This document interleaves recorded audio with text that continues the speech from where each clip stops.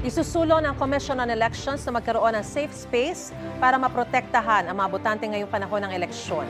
Sa panayam ng Super Radio DZBB, sinabi ni COMELEC Chairman George Garcia na magdaragdag sila ng proposal sa ilalim ng COMELEC Resolution number 1116 kung saan nakasaad ang guidelines para sa anti-discrimination at fair campaigning sa eleksyon 2025. Bubuuin daw ang mga safe space sa social media, mga voting precinct at canvassing areas. Plano yan ng COMELEC kasunod ng mga bastos na pahayag ng ilang kandidato. Nitong Biyernes, inisyuhan ng show cause order ng COMELEC ang isang kandidato sa pagkakongresista sa Pasig. Pinagpapaliwanag si Attorney Christian Sia kasunod ng sinabi niyang pwede raw siyang sipingan ng mga solo parent.